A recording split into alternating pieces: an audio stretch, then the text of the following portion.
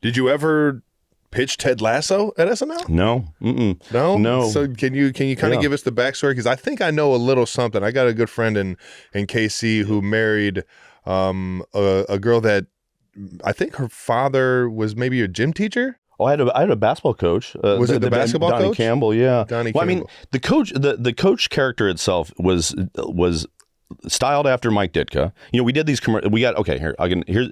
it was I've always wondered in this. 2013. It was the summer of NBC Sports had the Premier League that they're going to be showing on NBC. So they're like, okay, we want to do an ad campaign, and they had this advertising company called Brooklyn Brothers, which was actually two British guys, and they had like 5 different ideas for different promos, and one of them was an American football coach coaching soccer. Yeah. They were modeling it after a coach character that I had played on SNL, which was much more of a yelling type, he was a football coach. Yeah. He had a mustache, but he was a yeller and screamer, like a Bobby Knight type thing, like probably, went to West Point kind of throwing chairs. Yeah, exactly. 100% like that. Intimidation. And, intimidation versus motivation. Right. Yeah. And it's my kind of coach. And so then I was like, it'd be more fun to play like a little bit, softer version of it. And so that's where the voice sort of came out, which was just a way that I would talk when you're just sort of doing stuff with your friends and joking around and playing a certain type voice type coach. And it sounded a little bit like Bill Self, sounded a little bit like Roy Williams, sounded a little bit like, but it was just a voice that I just, it wasn't specifically after them. Okay. The coach, my high school coach, a fellow named Donnie Campbell, was definitely a guy who he was definitely the guy that introduced me to John Wooden, who was like the patron saint of sort of the ethos for the Ted Lasso character, where he ended up being on the show, but also was really always had those fun kind of country fried phrases, and the one that I always remember that I always bring up is like, Sudeikis, you look more nervous than a long-tailed cat, a room full of rocking chairs, and he's from like Lyons, Kansas, but he was like a badass football player. He played at K-State, was a quarterback, got drafted after Warren Moon, by the Oilers, so he never saw an ounce of playing time. but like a big dude, and when but he definitely, and I think he'd own up on this, and I deserved it at the time, but he was definitely more of a screamer. Like I got the brunt of Coach Campbell, and rightfully so.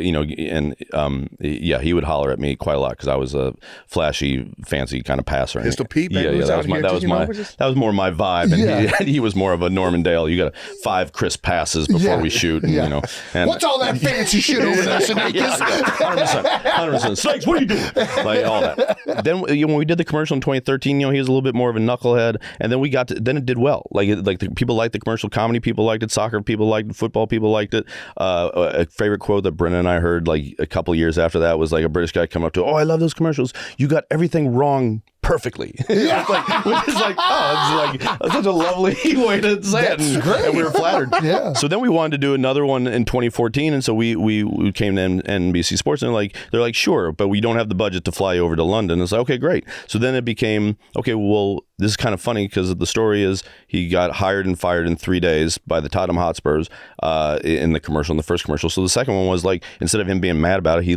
fell in love with London. He fell in love with soccer / football, and now he's just dedicated his life, and he bought a Mini Cooper, and he's waking up at the butt crack of dawn to watch Premier League over here in the States and all that kind of stuff. But it unlocked this sort of like childlike enthusiasm for him.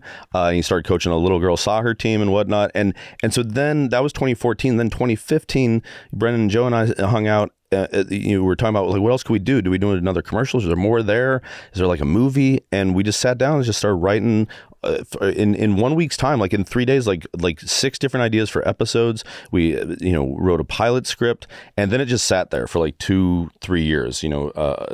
My ex and I, Olivia, we had a couple kids.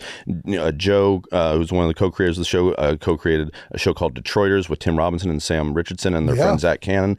And then Brendan was writing plays and acting and all sorts of stuff. And then Bill Lawrence, who had created like Cougar Town and Scrubs and whatnot, had an idea for a show that he thought maybe I could, would be interested in. That one didn't quite work out, but we hit it off, and he's like, well, if you have any other ideas, let me know. And I was like, well, we got this. We had like this stack of papers. I was like, check this out. See, is this anything? But again, towards what I was saying earlier, no part you're going to want to check that. It was like, is this anything? Like literally, I don't know. And I always put that phrase that I always heard about. I was typing last night. You just want to check out about this. But did you think that it was something? No, I mean, I knew it was Come on. fun. No, Yeah. not. I mean, I knew it was something that we had fun doing. I knew it was something I was excited about, but it wasn't I like. assume more times than not, when it's that, it's something. Yes. Right? Yeah, but not to the point, not to the level it became. What it is, yeah. Yeah, just, no way, Jose. There's no way to know that. Yeah. But it was at least, I wasn't embarrassed. I was giving it to a guy who could, it was like a stalled car. And I was like, do you have gas for this tank? And he certainly did. And he read it on the flight back and he's like, oh, there's definitely something there. He was 100% into it. And so then then it was like this long process of making it, of like, trying to pitch it to networks and streaming sites, trying to, write a pilot, then writing it, then shooting it, then editing it, and then released it to the masses. Yeah, August 2020, and then it just took off in a way that never in a million years would any of us thought. I mean, I have a decent imagination. I couldn't have imagined that at all. And as Ted Lasso fans, man, thank you, because that shit is gold. I appreciate it. Have you Thank had Absolute professional athletes or just athletes in general come up and talk to you about how much they appreciate watching the show? Yeah. And like I really do think like Ted Lasso as a coach is like the perfect temperament as a coach. Yeah.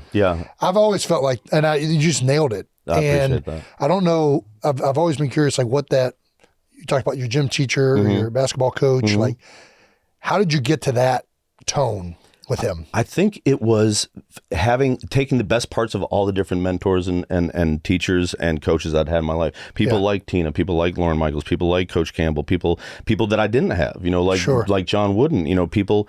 It is that wish fulfillment. The person that you'd want to be at, and it was also just fun because it's like a hyped up, a guy that likes to say yes and to other people that deals these things. That's and a great point, my joke, the first season when doing press, people were like, how much is that like you? It's like I think it's the best version of myself. I don't always have access to that. How many of us do?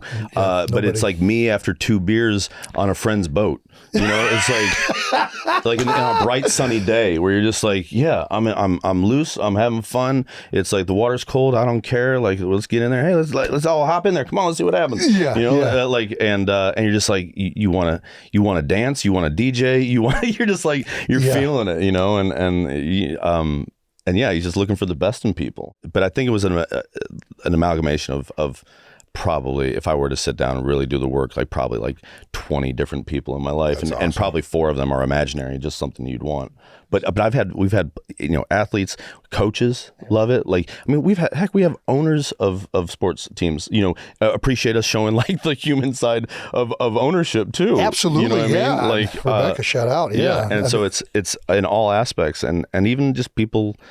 Like, I get to go speak at these events at like these companies, and it's a lot, people that are in leadership, and we all are, whether we have a job that does it or not, we're all in a position of leadership. And so people respond to those. So many those carryovers to everything. And it's interesting you brought up Yes and from your improv time, because it is very similar with what he does in the show. But I just, I think especially when you've been through sports for so long, and you've seen how like ego and things can be divisive. The way he forgives, the way he motivates, the way he keeps people calm. I mean, the whole thing is just so well done. I don't even know what I'm asking. To be honest with you, I've just been a huge fan of the temperament of it from day one. And I just think it's so ironic that now that you are a coach of your daughter's team, you went back to the Coach Campbell style of coaching, of intimidation. Just yelling at her. Get your ass in on the line, ladies. Just because you're 8 years old doesn't mean you gotta act like it.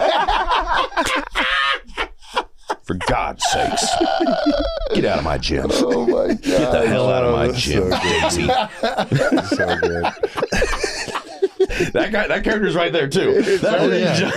Everybody's got a little Coach Campbell. 100%. It's amazing that Coach Campbell. Like the neat thing about the show is so many people connected to it have got to go off and blossom into their own thing. And Coach Campbell has like this great like speaking career as like the inspiration of Ted Lasso, which is wonderful. That's which is so awesome. neat. And he can tell the truth about me as an actual athlete. It's that whole thing. The older I get, the better I was. Coach Campbell's there to stop that shit. He's like, nope, he was not that good. A lot of turnovers. 1 to 3 assist to turnover ratio. But those 3 Never wanted to pass the ball. unless it was through his legs or behind his back. Jason Williams, light. Oh yeah, J. Will, baby.